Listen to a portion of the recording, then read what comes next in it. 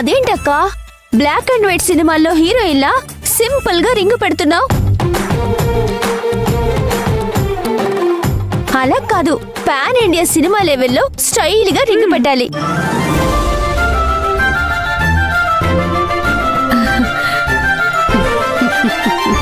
కమాన్ అక్క, నీళ్ళలోనే రింగు పెట్టు. కమాన్ కమాన్ పెట్టు పెట్టు. కమాన్ అక్క.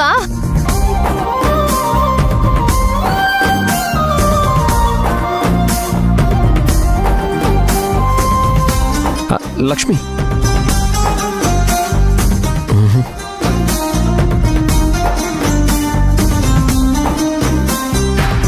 నాకు నా భార్యకి అన్ని విషయాల్లోనూ సమానమైన హక్కు ఉండాలని నేను నమ్ముతాను. కాబట్టి నేను నిలబడున్నప్పుడు తను మోకాల మీద కూర్చోవడం నాకంత ఇష్టం లేదు. ఇలాగే పెట్టండి లక్ష్మి.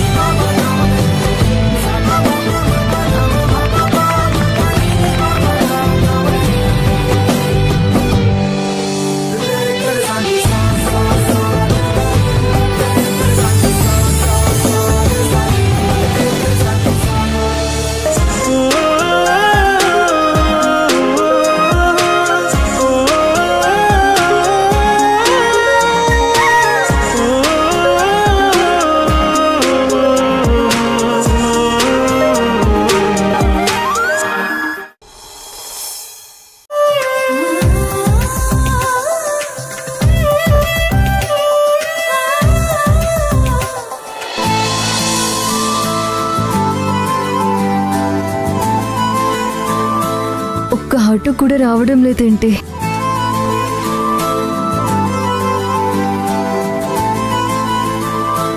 ఇప్పుడింత ఎండలో నిలబడ్డం ఎందుకు అత్తయ్య గారు? భోజనం చేసిన తర్వాత సాయంత్రం అలా వెళదురు గాని. లేదమ్మా, నాకు పనుంది, నేను వెళ్ళాలి.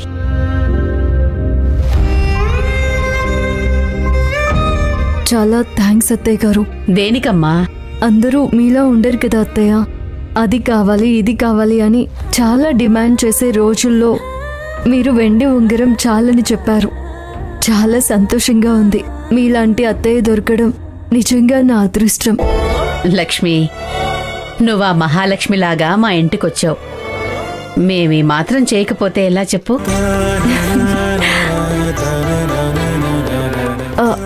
ఆటో వచ్చేస్తుంది.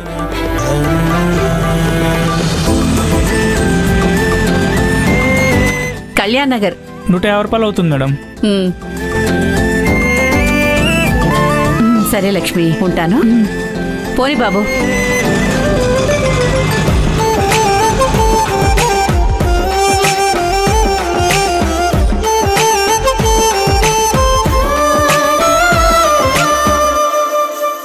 నాకేం నమ్మకం కలగట్లేదు అల్లుడు గారు. వెండుంగురానికి ఎలా ఒప్పుకున్నారు? ఇలా అవ్వాలని రాసిందేమో అత్తయ్య గారు, అందుకే అలా జరిగింది. అయినా అంతా మన మంచికే అనుకోవాలి. కొండంత సమస్య మంచులా కరిగింది అల్లుడు గారు. లక్ష్మి, ఆటో దొరికిందా? దొరికిందండి. అత్తయ్య గారు, నేను లక్ష్మి కూడా రేపు బయలుదేరుతాం. శాస్త్రి గారు, ఒక్క నిమిషం. నేను చెప్పినట్టుగానే నా భార్యతో చెప్పినందుకు చాలా థ్యాంక్స్ శాస్త్రి గారు. కొన్ని విషయాలంతే ఆ దేవుడు నిర్ణయిస్తాడు. ఇన్నేళ్ల నా జ్యోతిష్యంలో ఎప్పుడూ నేను అబద్ధం చెప్పలేదు. కాని రోజు చెప్పానంటే ఆ భగవంతుడు మంచి చేయడం కోసం నా నోటి నుండిలా చెప్పించాడని నేను నమ్ముతున్నాను. అవును శాస్త్రి గారు, ఆ భగవంతుడు మిమ్మల్ని నాకు గుర్తు చేయకపోయింటే మా ఇంట్లో ఎలాంటి గొడవ సంభవించేదో ఏంటో. అలాంటిదేమీ కాదు. శ్రీహరి, శ్రీలక్ష్ముల జాతకం చూశాను. వాళ్ళిద్దరికీ బాగా కలిసొస్తుంది. మీ కోడలు మహర్జాతకురాలు. పుట్టింట్లో ఆర్థికంగా ఇబ్బందులున్నా మెట్టింట్లో మాత్రం లక్ష్మీ కళ ఉట్టిపడుతుంది. సరేనండి, మరి నేను వెళ్ళొస్తాను. మంచి శాస్త్రి గారు.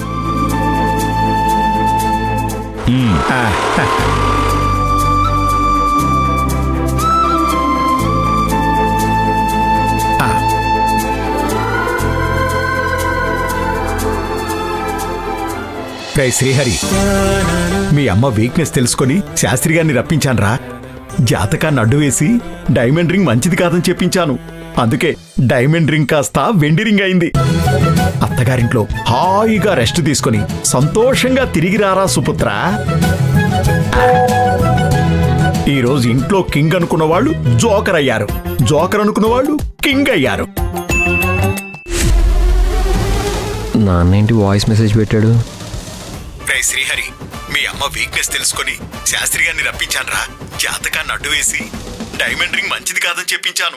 అందుకే డైమండ్ రింగ్ కాస్త వెండి రింగ్ అయింది. అత్తగారింట్లో హాయిగా రెస్ట్ తీసుకొని సంతోషంగా తిరిగి రారా సుపుత్ర. సూపర్ నాన్న, లవ్ యూ.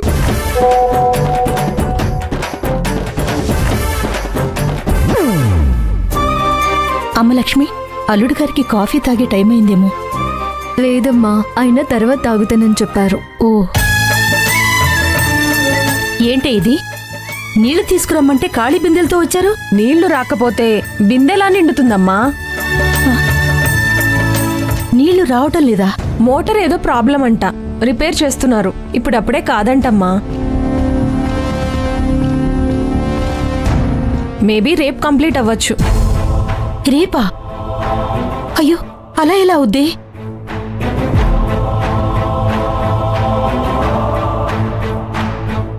పైగా అల్లుడు గారు ఉన్నారు.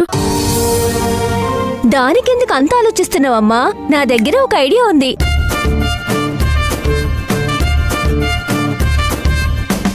ఎలాగో బాగుంది కదా, అందులో నీళ్లు తీసుకొస్తే సరిపోతుంది. సింపుల్.